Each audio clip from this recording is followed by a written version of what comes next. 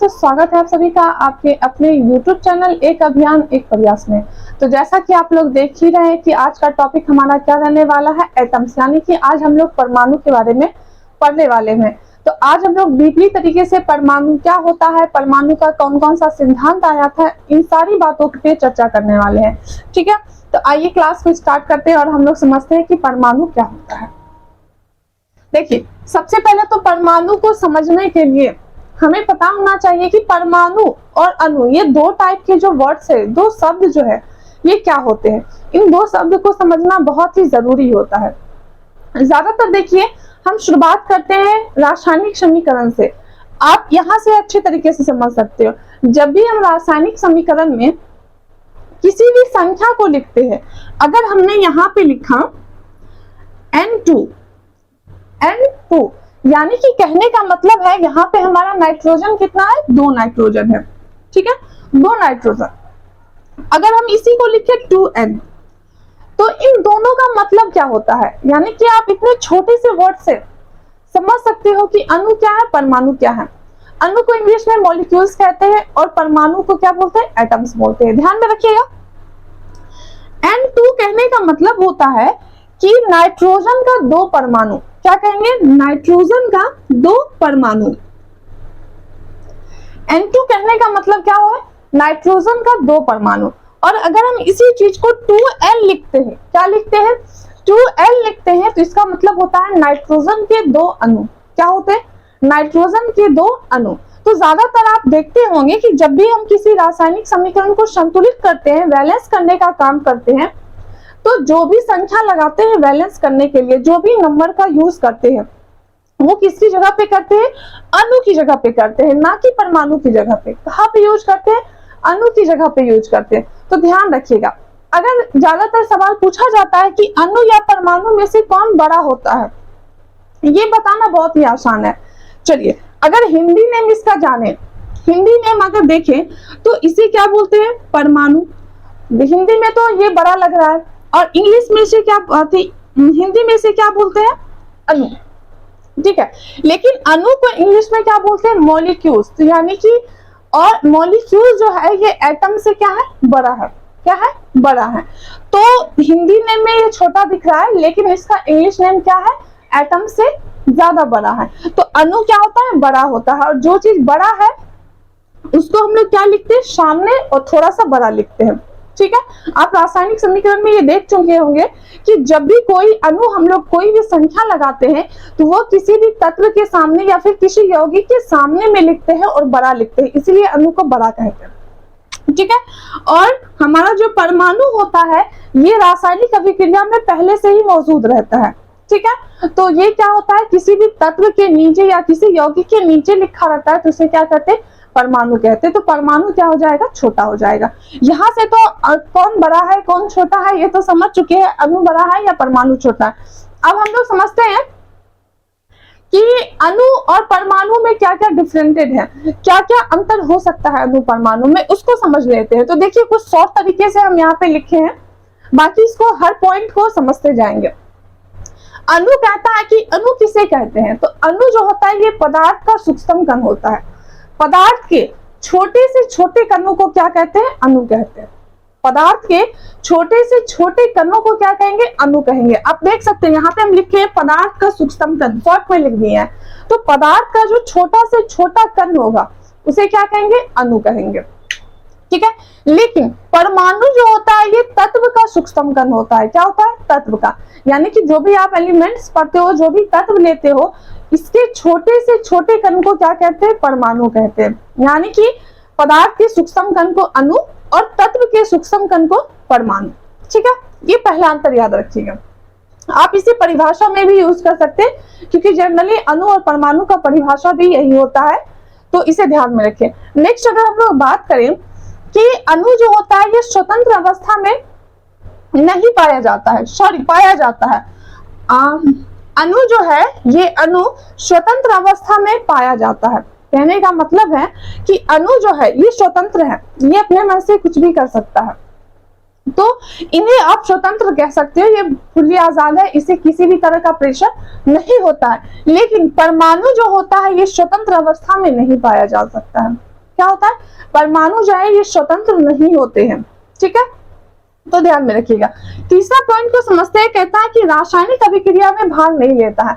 अणु जो होता है ये रासायनिक अभिक्रिया में भाग नहीं लेता। जाहिर सी बात है, अणु क्या है, स्वतंत्र है, तो जब ये स्वतंत्र है, आजाद है, तो ये रासायनिक अभिक्रिया में क्या करेगा, भाग नहीं लेगा। तो तीसरा पॉइंट आप याद रखिएगा कि अणु जो होते हैं ये रासायनिक अभिक्रिया में भाग नहीं लेते। लेकिन परमाणु के बारे में अभी अभी क्या बताया कि परमाणु क्या है, स्वतंत्र अवस्था में नहीं होता है, यानी कि इसके ऊपर प्रेशर है तो ये क्या करेगा, रासायनिक अभिक्रिया में भाग लेगा।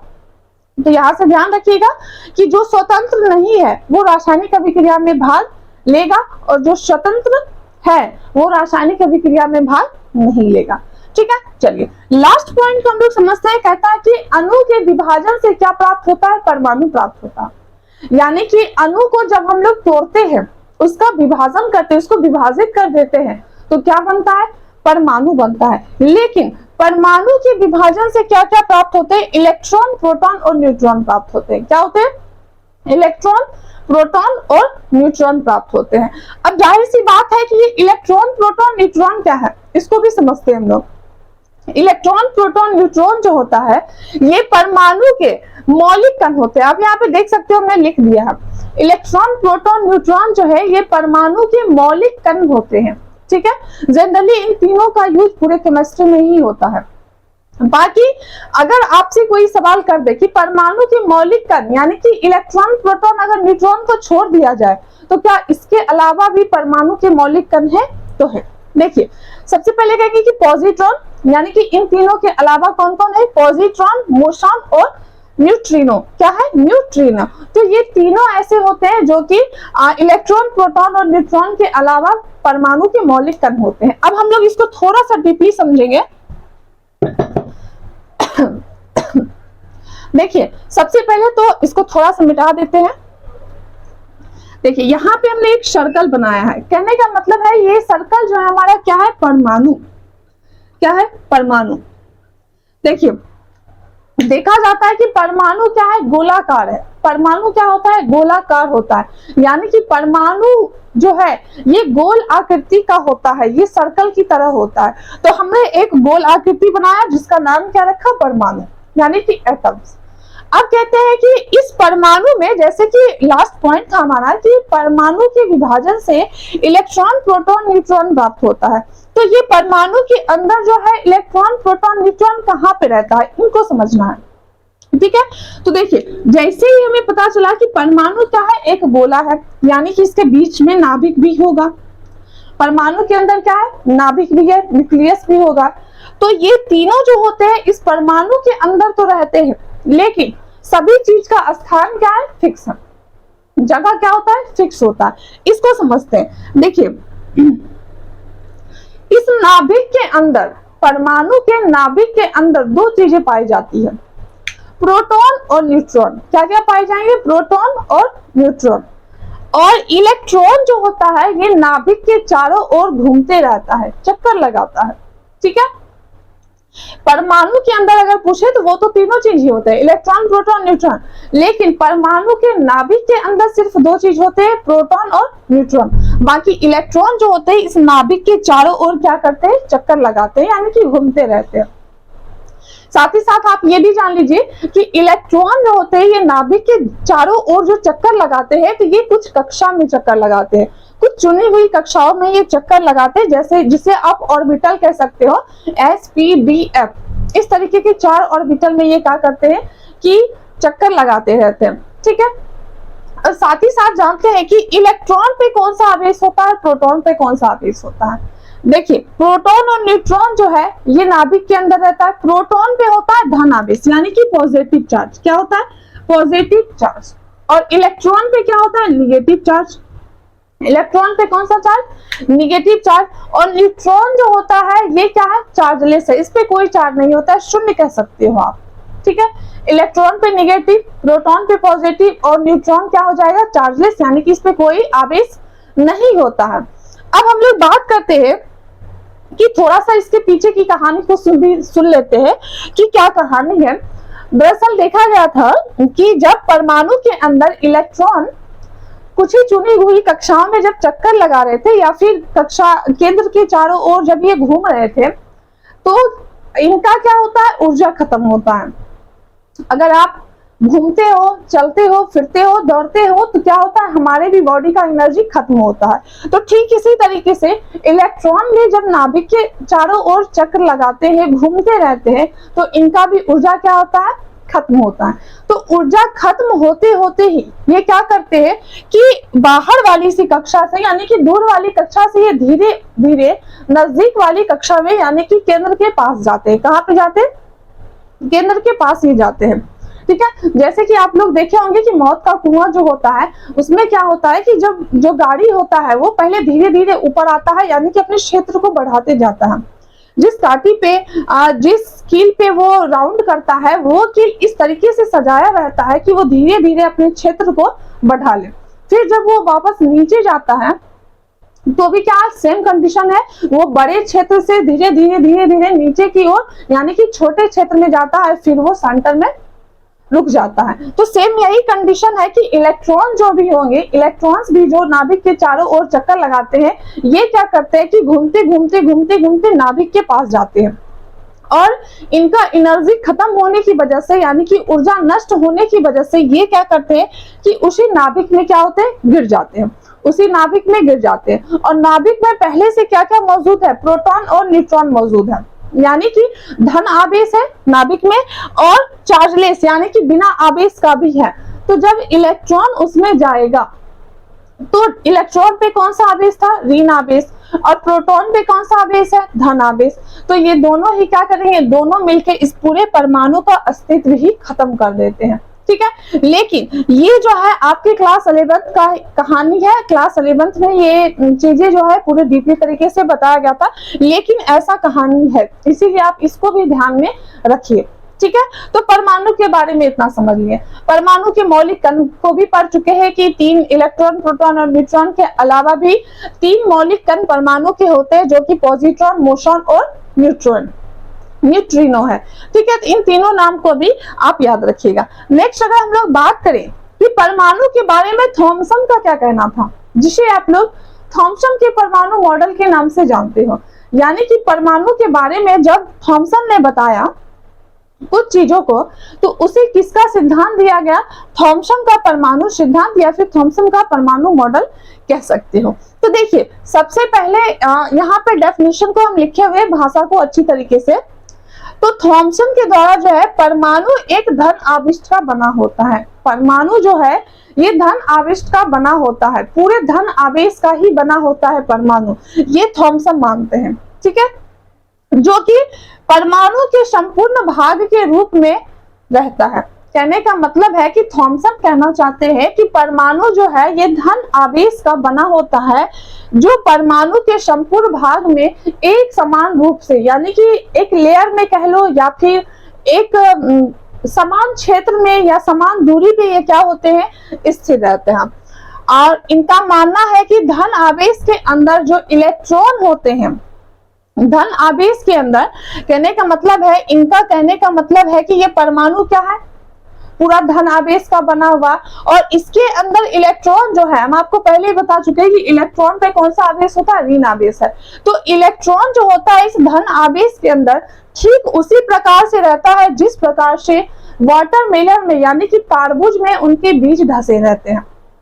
इन्होंने थॉमसन, इस बात को थॉमसन ने बताया था। ठीक है, इन्होंने जब देखा कि जब आप वाटरमेलन को कट करते हो तो उन्होंने जब उसके बीज को देखा तो इन्होंने सोचा कि परमाणु भी तो गोलाकार है और जनरली वाटरमेलन भी एक सर्कल की आकृति में ही रहता है, वैसे वो पूरा सर्कल है नहीं, अगर आप उसे बीचों बीच कट करो तो उसका न्यू सरफेस जो होता है वो सर्कल की ही तरह होता है।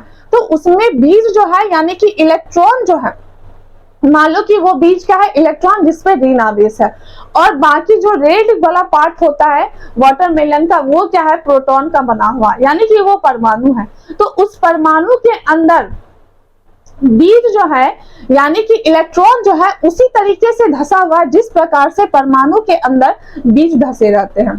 ठीक है, या फिर परमाणु के अंदर जो है ये कह लो कि इलेक्ट्रॉन के जो बीज धसे रहते हैं, ठीक है। तो वाटरमेलन की ही कहानी है, तो थोड़ा सा इधर उधर हो गया होगा तो आप समझ लीजिएगा, ठीक है। चलिए, और साथ ही साथ हम लोग पढ़ते हैं कि थॉमसन का तो बात हो गया।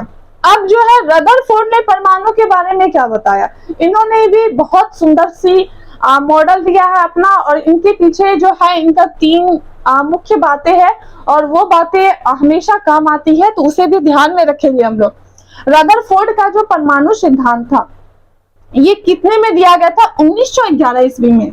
कब आया था रदरफोर्ड का परमाणु मॉडल जो है 1911 ईस्वी में दिया गया था, जो कि रदरफोर्ड के द्वारा ही दिया गया है, इसलिए इसका नाम है क्या है, रदरफोर्ड का परमाणु सिद्धांत, ठीक है।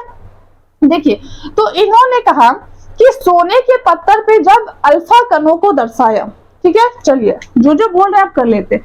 एक सोना का पत्थर यानी कि सोना का प्लेट बनाते हैं, और इन्होंने कुछ दूरी पे, मान लो कि यहाँ पे है हमारे रदरफोर्ड, ये क्या है हमारे रदरफोर्ड,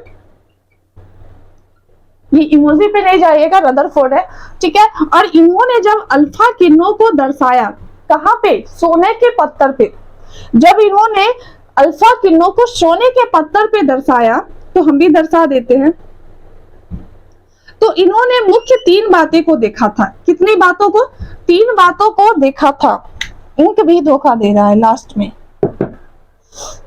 तो इन्होंने मुख्य 3 बातों को देखा कि कुछ किरणें जो है, कुछ अल्फा किरणें जो है ये सीधी रेखा में जा रही है, यानी कि कुछ अल्फा किरणें क्या थी, प्लेट से होते हुए सीधी रेखा में बाहर निकल गई, ठीक है। कुछ किरणें जो थी वो अपने पथ से विचलित हो गई एक बड़ा सा कोण बनाते हुए, और कुछ किरणें जो थी वो गई और वापस क्या हो गई, रिफ्लेक्ट हो गई, यानी कि जाके फिर वापस आ गई। तो ये रदरफोर्ड ने जब सोने के पत्थर पे, पत्थर कहने का मतलब है आप प्लेट नहीं कह सकते हो, पत्थर बहुत ही पतला होता है जो प्लेट से भी ज्यादा पतला होता है, ठीक है। तो जब उस पे अल्फा किरणों को दर्शाया तो उन्होंने देखा कि कुछ किरणें सीधी रेखा में जा रही थी, और कुछ किरणें एक बड़ा सा कोण बना के अपने पथ से विचलित हो गई, यानी कि वहां से मुड़ गई, और कुछ किरणें जो है वो जाके फिर वापस लौट आई। तो ये मुख्य बातें हैं रदरफोर्ड के परमाणु सिद्धांत की। अगर एग्जाम में पूछे कि रदरफोर्ड के परमाणु सिद्धांत की मुख्य बातें क्या है, तो यही 3 बातें हैं, ठीक है। आप इसे ध्यान में रखिएगा। साथ ही साथ हम लोग कल पढ़ने वाले हैं, कल की क्लास के लिए आपको बता दें कि हम लोग कल जो है पढ़ेंगे रदरफोर्ड के परमाणु सिद्धांत के दोष, यानी कि इन्होंने जो अपना सिद्धांत दिया था उसमें फिर क्या क्या फॉल्ट आए, क्या क्या त्रुटि आया, उन सारी चीजों को हम लोग जानेंगे, और हम लोग पढ़ेंगे परमाणु संख्या और द्रव्यमान संख्या को, ठीक है। तो आज की क्लास यहीं तक रखते हैं। उम्मीद करते हैं कि जो भी परमाणु के बारे में आज की क्लास में जो भी बातें हुई है, और ये थॉमसन के बारे में, थॉमसन का हो सकता है कि थोड़ा सा मतलब बोलने में ऐसे कॉन्सेप्ट बिल्कुल सही है, बोलने में थोड़ा बहुत इधर उधर हो गया हो तो आप लोग मैनेज कर लीजिएगा। बाकी आज की क्लास यहीं तक, मिलते हैं हम लोग इसी जोश के साथ अगली क्लास में। तो धन्यवाद।